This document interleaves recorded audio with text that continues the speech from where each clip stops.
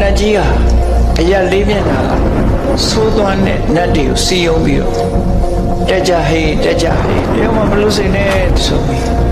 ကောင်းကင်တစ်ခုလုံးဟာလည်းချင်းချင်းချဲချဲအတန်နေမြည်ဟိမ့်ပြီးတော့မြတ်စွာဘုရားစီကိုဥတီပြီးလာကြတာပလင်ပေါ်မှာဘုရားလောင်းလေးဟာတစ်ပင်ကိုကြောပေးပြီးအရှိဘက်ကိုမျက်နှာလဲထိုင်လိုက်တယ်အဲ့ဒါလို့ထိုင်လိုက်တဲ့အချိန်မှာစိတ်ထဲမှာဒိဋ္ဌံတစ်ခုဒိဋ္ဌံလိုက်တယ်မအောင်မြင်မချင်းဒီနေရာကမထတော့ဘူးလို့ဒိဋ္ဌံပြီးတော့ထိုင်လိုက်တယ်အဲ့ဒီလိုအဋိဋ္ဌံပြီးထိုင်လိုက်တဲ့အချိန်လေးမှာတရားမင်းတို့ဝိဇာတိကနတ်သားတို့သူရမနတ်မင်းတို့တန်တုတိတနတ်မင်းတို့တာဝတိပြမကြီးတို့ရောက်လာကြတယ်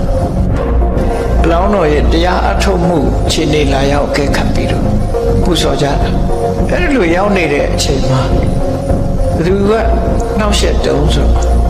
မြတ်စွာဘုရားတွန်းထွက်တဲ့အချိန်ကစပြီးတော့6နှစ်တီးတီးလိုက်ပြီးတော့နှောက်ယှက်စောင့်ကြည့်အလုံးရှိလှုပ်ရှားမနတသားအဲ့ဒီအချိန်မှာဒီလိုဒိဋ္ဌံပြီးထိုင်နေတယ်ဒီနေ့တော့ဘုရားဖြစ်သွားရင်ဒုက္ခရောက်ချင်တယ်ဆိုသူကဘုရားဖြစ်မှမကြိုက်ဘူးဘုရားဖြစ်လို့တရားဟောရင်သရဝါတွေသူ့လက်တွင်းကလွတ်တယ်လို့သူကဘာလို့တော့ဆိုရင်အဆိုးတွေအသွမ်းနေထဲမှာသူကပြောတာကိုဆိုးသွမ်းတဲ့လူတွေများမှသူကအဆင်ပြေတယ်အခုလို့သူတော်ကောင်းတရားကိုဟောမဲ့ပုဂ္ဂိုလ်ဆိုမလိုလားဘူးဒါကြောင့်မလို့မနတ်ကြီးဟာသူ့လူတွေကိုနှုတ်ဆော်ပြီးသူကိုယ်တိုင်ကဂိရိမေခလာဆိုတဲ့ဆင်ကြီးကိုစီးလာလက်ယုံကလည်းလက်ယုံပေါင်းတစ်ဖက်ကို900စီလက်ယုံပေါင်း1000ဖန်ဆင်းပြီးလက်ပွားကြီးတွေဒီမှာလက်ယုံပေါင်း1000အဲ့လက်တွေကလည်းကင်ထားတာလက်နဲ့ကတစ်မျိုးစီလက်တိုင်းမှာလက်ယုံပေါင်း1000မှာလက်နဲ့မျိုးစုံ1000ကင်ထားတယ်အဲ့ဒါလို့လက်နဲ့အားကိုးနဲ့ချိန်ဝါသံပဝန်းကျင်မှာအရာလေးမျက်နှာကဆိုးသွားတဲ့နတ်တွေကိုစီယုံပြီးတော့တက်ကြဟေးဆိုပြီးကောင်းကင်တစ်ခုလုံးဟာလည်းချင်းချဲချဲအတန်နေမြည်ဟိမ့်ပြီးတော့ဝိုင်းည